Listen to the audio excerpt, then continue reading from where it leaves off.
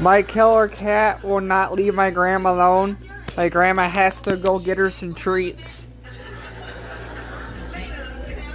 Okay.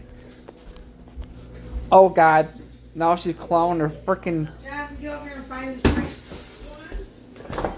Fucking psychosomatic cat. My cat is psycho. See? This is what happens to calm your cat down. You gotta give her her drugs. You have to give her her drugs. This is my grandma and she's having her fixed too. Come on, crackhead. No, guys, this is not crack. I was just joking. It's just normal treats. But she acts like it's crack. The way she reacts with it.